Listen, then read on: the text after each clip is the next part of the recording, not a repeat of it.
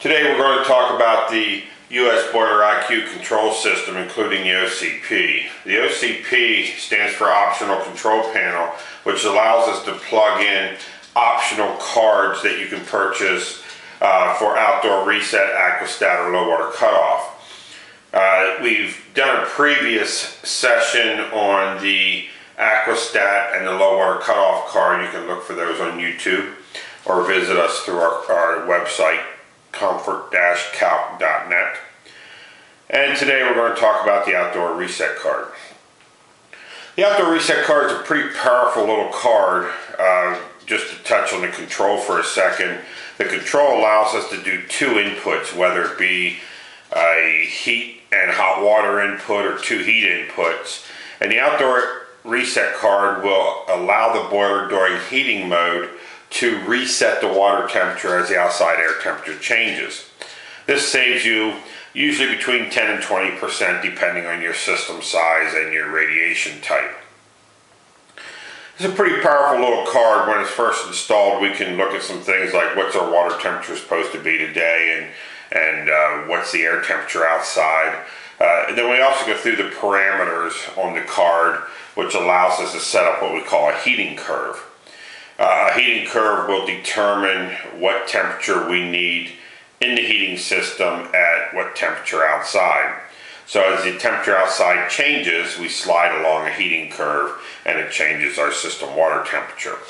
So let's just review the card a little bit. As you can see on the card, there on the label, it has a view mode, an error mode, so if we get any error codes, and then your set points for your outdoor reset. To access the card, it's pretty simple. You would first hit the I button on the OCP and you'll see the little display change, and we're looking for card number 1. So we would actually find C1 on a display. And then we would hit the arrow button, either up or down, doesn't matter, to access the card and be able to view the parameters. Now you'll see it changes the set point temperature to 180 and also the if we hit the I button again, we'll see the outside air temperature. OT is outside temp.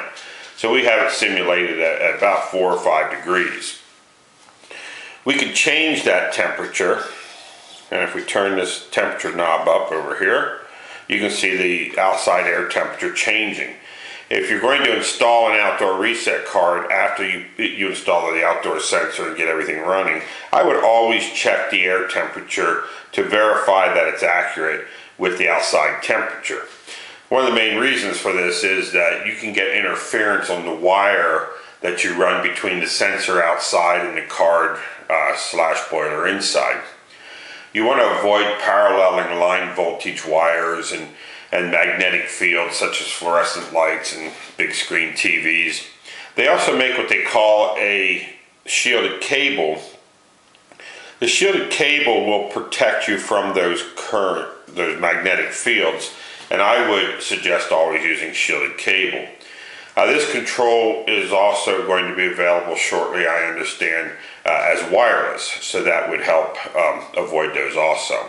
So you can see I changed the temperature a couple of times on this control, and if we look at the set point temperature again for what the water temperature has to be in the system, you can see now it went from 180 down to 130. So today, if the outside temperature was 56 degrees, we would be heating with 130 degree water temperature, not 180 degree water temperature, which will actually save us fuel. So that's the view. If we want to look at the parameters, how to set the parameters, we would have to access the card the same way, hit the I button, find the card location, C1 in this case, it could be any of them, and then we want to hit the arrow key to access the card. So once we've accessed all that, and then we want to go into the parameters, we would hit all 3 buttons at the same time and hold them until we get an underscore in the 3rd location on the screen. As you see, that now says DS and then the underscore. That little underscore to the right means that you have entered the access mode. So if we look at a DS, which is actually a D5, but it's domestic hot water set point. domestic hot water set point. So if we have the control set up to make domestic hot water, we would be sending 180-degree boiler water to the indirect water heater to heat up the tank. This doesn't mean the water temperature coming out of the faucet, it just means to heat up the tank. To scroll through the parameters now, we would hit the second one, and this is domestic hot water priority time. So what this means is that as we are running to make domestic hot water, it actually shuts the heat off. This is called domestic hot water priority. So we're shutting off the heat, heating the tank, sending all the heat that we're making into the tank to make it very rapidly so you don't run out of hot water. Since we are shutting the heat off while we're making hot water, if the tank takes too long to recover or the circulator fails on the tank, we don't want to be locked in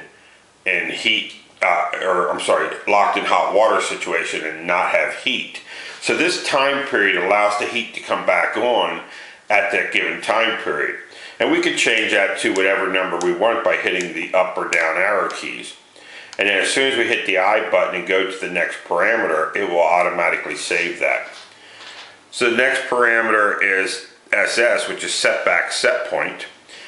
This is something we're going to use with Envirocom thermostats from Honeywell, which allows us in the away mode or sleep mode to lower the water temperature a little bit farther when we're making domestic, because nobody would be using it at that time period. Looking at the next parameter is called TB, and TB is boost time. Boost is a feature that will raise the water temperature by 10 degrees every time it times out.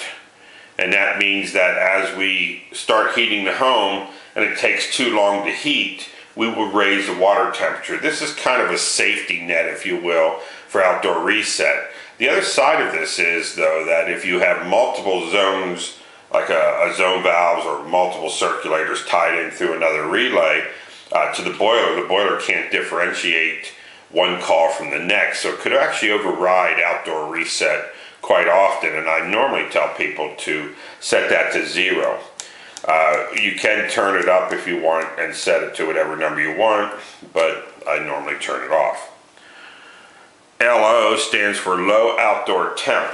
In other words, we're going to hit 180 degrees on the coldest day, and what is that coldest day temperature? We usually use the average low temperature for your area for this temperature.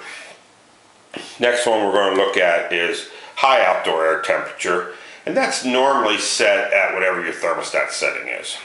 Now, some people make it higher or lower. You can adjust it to suit yourself, but most of the time the setting is between 70 and 100 degrees. I know people don't set their thermostats at 100 degrees, but some people like just a little higher system water temperatures, maybe when they're running outdoor reset. So if we hit it again, this stands for low boiler. This is going to be the lowest temperature we want the boiler to be for the bottom of the curve. It doesn't mean it's actually the temperature that we go down to. It just means that we're going to set the angle of the curve. We have 180 degree high, and what do we want at low? So in this case, we're seeing 180 degree high, which we saw earlier, and now the low boiler temperature is 100, so it gives us a certain angle on our graph. High boiler temp, again, we'll see is 180, which we saw that because it's the same as a high limit setting. The minimum water temperature, US boiler refers to that as LT, limited temperature. This is set, as you can see on the screen, is 130 degrees. That means if the outdoor reset is calling for something less than 130 degrees, it will still go to 130 degrees. It will ignore anything less than that. And that's basically its starting point. If I had baseboard hot water with copper tube, aluminum fin, I would probably leave it there, but if I had cast iron radiation, I would probably run this thing down to maybe 120 or 115 degrees for cast iron. The last one is Fahrenheit or Celsius. We can choose whichever we want there. So we've been through all the parameters. And if you hit the I button again, BAC stands for back. This will take us out of the parameter mode where we can adjust the parameters and put us back to the view mode.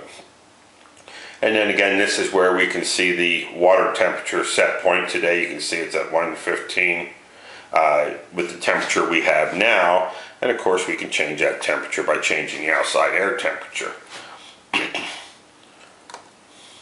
And our outside air temperature is now 37 where it was 56 before.